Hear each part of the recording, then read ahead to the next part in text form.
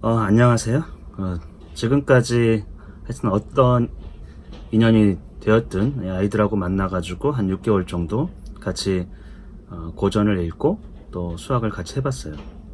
수학에서 약간 기초적인 것들 위주로 다른 관점에서 좀 보았고, 또 고전은 사실은 1단계에서는 아이들이 즐겨 읽을 수 있도록, 자기 스스로 읽을 수 있도록 약간 격려해주는 정도. 근데 아이들이 잘 지금 고전을 읽고 있고, 그 다음 단계에서는 사실은 조금 해보고 싶은 거나 또 필요한 것은 이 그리스 고전 중에서 고전이에요. 일리아스, 오디세이아 이런 작품들을 좀 읽어낼 수 있어야 되는데, 1차적으로 이제 부피가 좀 크긴 하죠. 근데 지금 본 바로는 이렇게 큰 책이라고 해도 아이들이 충분히 읽을 수 있을 것이다, 이런 생각이 좀 하고 있고, 그 다음 단계로 이렇게 넘어가기 위해서 아이들하고 같이 하면서 어떤 도움을 줄 수 있을까. 일리아스를 꼭 읽긴 읽어야 돼요. 서양 고전 중에서 고전. 이게 한 BC 12세기, 기원전 12세기 정도에 일어났던 실제 트로이아 전쟁을 모델로 해가지고, 그 뒤에 이제 전쟁의 이야기가 계속 구술, 말에서 말로 이렇게 세대에 전해지다가 호메로스 시대에 와가지고 문자라는 것이 페니케아인들을 통해가지고 그리스 사람들이 수입해가지고 자기 문자를 만들었어요. 음소 문자를. 소리의 자음과 모음 체계를 가지고 만들었어요. 그 문자를 개발하고 나서 이런 책을 쓴 것이죠. 대체로 이제 학자들은 한 BC 8세기, 지금으로부터 한 2800년 전 쓴 작품이에요. 고조선 때 작품이죠. 인류 지성사에 엄청난 영향을 많이 준 책이에요. 일리아스 가장 많이 준 책이라고 볼 수도 있을 거예요. 근데 이 책을 읽으려면 약간의 배경 지식이 좀 필요하고, 그리스 또 신화라든지 또 인물에 대해서, 지명에 대해서, 그래서 약간의 제가 그런 것들을 강독을 하자고 하면 한 줄 한 줄 읽으면서 이해를 하자고 하면 아이들이 너무 지루해하기 때문에, 성인도 아마 지루할 텐데 그런 방식은 좀 어렵고, 한 책을 6개월 동안 읽을 때 제가 대략적인 설명을 할 것이고, 아이들에게 문제를 내줄 거예요. 아이들은 퀴즈나 문제 맞히는 걸 굉장히 좋아하기 때문에. 근데 그 문제를 누구나 다 잘 풀 수 있도록 설명을 해줄 거예요. 그래서 흥미를 좀 가질 수 있도록. 그래서 그리스 고전을 읽을 수 있도록, 일리아스를 읽으면 나머지 책들은 무난하게 읽을 수 있을 거예요. 이것이 고비가 될 건데, 그거를 잘 넘어갈 수 있도록, 책의 두께도 이런 책을 읽을 수 있다라는 자신감이 생길 것이고, 책의 내용도 재미있기 시작하면, 이게 최초의 고전이잖아요. 그 뒤에 고전들은 자꾸 선대의 고전을 따라가지고 거기서 모티브를 얻어서 또 썼기 때문에 고전의 고전을 계속 읽어나갈 수 있는 힘이 생길 것이다, 배경 지식이 생길 것이다, 이렇게 보고 있습니다. 이제 6개월 동안은 일리아스를 집중적으로 한 책을 깊이 읽어보는 그런 경험을 해볼 것이고요.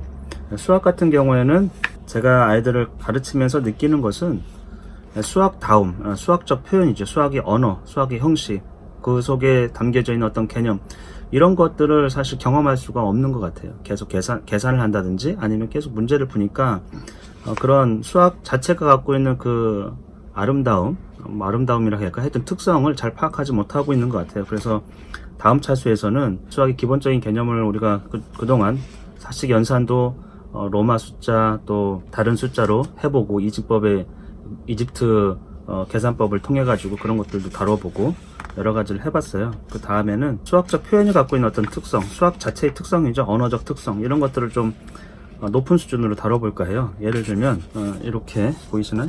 이런 거? 네. 여기 보면은 자연수 자체를 수학적으로는 어떻게 표현하는가, 자연수 자체를 어떻게 분석하고 어떤 방식으로 표현하는가, 이런 것들을 아이들이 처음 보면, 수학을 좀 싫어하는 학생들은 겁을 먹어요. 이런 표현 자체에서. 마치 음악을 싫어하는 학생들이 음계 이런 거 보면은 해석을 못 하잖아요. 화학을 싫어하는 학생들은 화학식을 보면은 멘붕이에요. 그냥 그 자체로. 이걸 조금 더 분석하고 알아보려고 하지 않는다라는 거죠. 그냥 그 정서적으로 이거 너무 어렵다 이렇게 내치는 그런 것들이 좀 수학에서도 있기 때문에, 이런 어려워 보이는 표현들을 하나하나 분석해 보면 다 이유가 있어요. 좀 연습하면은 충분히 이걸 해석할 수 있고 표현할 수 있다라는 거죠. 이런 것들을.